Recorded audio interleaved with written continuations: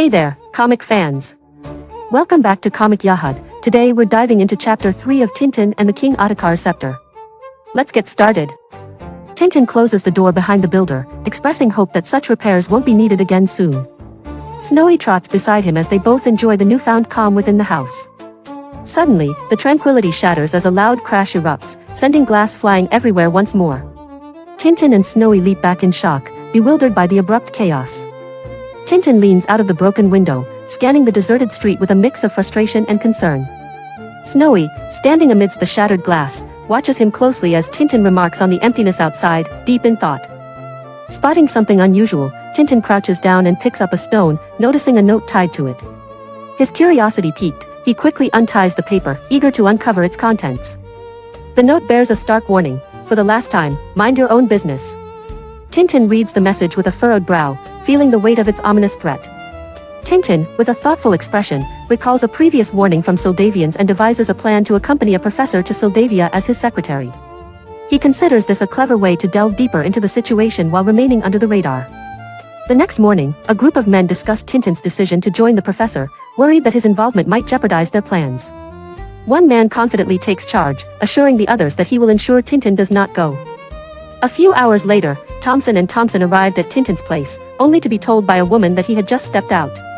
The detectives exchanged worried glances, realizing they had narrowly missed him. In the midst of the bustling morning, a young boy hands a parcel to a woman, explaining it is for Mr. Tintin. The woman peers over her glasses to take a closer look at the package. As the woman examines the parcel, one of the Thompson detectives strides up, insisting they will wait for Tintin themselves to deliver it. The woman hesitates, trying to protest, but the detective dismissively waves her concerns aside. The Thompson twins, exuding authority, reassure the woman of their intentions by declaring their police status. Reluctantly, she steps back, watching them proceed with a mix of unease and resignation. The detectives, intrigued by the parcel, notice a letter attached and debate whether to open it. Their curiosity grows as they ponder the potential significance of the message. Unfolding the letter, they read a cryptic message promising explanations for the events of yesterday, signed simply as "a friend." This unexpected note fuels their eagerness to uncover more about the mysterious parcel. With renewed excitement, they begin to open the parcel, convinced that its contents will reveal something of great interest. Their anticipation heightens as they expect to find clues that could shed light on Tintin's situation. Tintin returns home and is informed by the cleaning lady about two men claiming to be from the police waiting in his room. With a sense of relief, he acknowledges their presence, suspecting it might be related to recent events.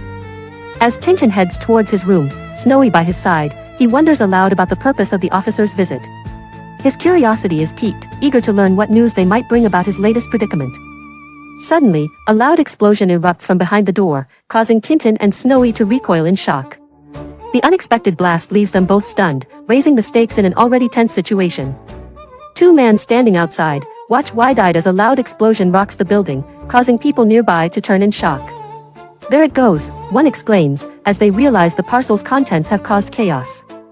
Tintin, accompanied by Snowy, peers into the room to find it in disarray, with broken glass and debris scattered everywhere. The detectives stand amidst the mess, their clothes tattered, looking utterly bewildered by the unexpected blast. Confronting the detectives, Tintin demands to know what transpired, while they sheepishly explain that a parcel addressed to him caused the explosion. Tintin, agitated and confused, wonders about the dangerous contents that led to such destruction. Tintin reads the letter handed to him by the detectives, who explain how they narrowly escaped injury by throwing the parcel away just in time. The explanation of the fizzing sound and potential danger deepens Tintin's concern over who might be targeting him. Nearby, two men in suits suggest blending into the crowd as they approach the scene of the explosion.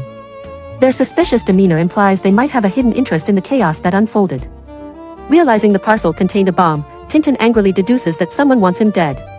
His gaze shifts outside to spot two figures who seem to be observing the aftermath, prompting a surge of suspicion and unease. Tintin urgently pulls Thompson towards the door, exclaiming that the culprits are likely outside. Snowy follows closely, ready to assist in the chase. The urgency increases as they rush down the stairs, Tintin urging Thompson to move quickly. Their hurried footsteps echo as they descend, driven by the need to catch the suspicious figures. With determination, Tintin and Snowy sprint down the stairs, with Thompson trailing behind. The adrenaline-fueled pursuit propels them forward as they hasten to confront those responsible. In the bustling street, Tintin spots the suspicious figures amidst a crowd, causing a stir as people point and exclaim, "There they are! It's him!" The commotion draws attention to the individuals who seem to be trying to blend in but are now clearly identified by the onlookers. Tintin and Thomson, with Snowy leading the charge, give chase as the identified figures bolt down the street in a desperate attempt to escape. Around the corner, the two men frantically approach a yellow car, with one urging the other to start it quickly while he stands guard. The sense of impending escape fuels their haste, as they prepare to drive off before Tintin and his companions can reach them. As Tintin and Snowy race around the corner, a man suddenly appears, firing a gun, causing them to halt abruptly. Tintin shouts a warning, but it's too late, and the gunshot echoes ominously through the street. With urgency in his voice, Tintin demands a gun from the detectives, who look bewildered and caught off guard. The sound of another gunshot intensifies the danger as they huddle together, Snowy barking anxiously at their side. The yellow car speeds away, leaving Tintin and the detectives in its wake, lamenting their missed opportunity. Spectators point and shout, but Tintin's frustration is evident as the culprits escape down the bustling street. Tintin pulls Thomson and Thomson towards a motorbike as a gunman fires from a distance, urging the need for a quick pursuit. Tintin is determined to follow the escaping culprits, with Snowy joining the rush. They swiftly mount the motorbike, with Thomson holding Snowy securely, as they prepare to chase the yellow car. Tintin reassures them that they're all set, and the bike roars to life, speeding through the city streets. As Tintin accelerated sharply, the motorbike lurched forward with a roar. Both Thomson and Thomson slipped off in a tangle, left flailing on the road as Tintin sped ahead. As the motorbike roared through the street, Tintin shouted for Thomson and Thomson to hold on tight, unaware they were already sprawled on the road behind him. Their hats tumbled away in the dust while he sped ahead, still calling out in vain. With determination, Tintin speeds down a country road, the trees blurring past as he closes in on the yellow car ahead. The chase intensifies, the distance between him and the fleeing vehicle shrinking with every second. Inside the yellow car, the occupants plot their next move, confident in their plan to handle Tintin. Their plan is to let him catch up, believing they can outsmart him as the pursuit continues on the winding road. Tintin, eyes narrowed with focus, gripped the handlebars of the speeding motorbike and shouted that they were closing in on the yellow car. Still unaware that both Thomsons lay far behind on the road, he raced on with fierce determination. The yellow car races down the dusty road, its occupants glancing nervously in the rearview mirror as Tintin draw dangerously close. The motorbike closes in swiftly, weaving between the trees, relentless in pursuit. Tintin, closing the gap, exclaims triumphantly that they have caught up to the fleeing car, his hand outstretched as if ready to seize victory. The yellow vehicle looms large, its occupants realizing their escape might soon be thwarted. Suddenly, the yellow car screeches to a halt, causing Tintin to react with shock as the motorcycle speeds towards it. His eyes widen in disbelief as the unexpected maneuver unfolds in front of him. The collision is inevitable, and Tintin goes flying over the car as the motorbike crashes into it. He desperately tries to grab hold of the vehicle, his body propelled through the air in a chaotic arc. Tintin lands unceremoniously on the grass, tumbling head over heels before coming to a stop.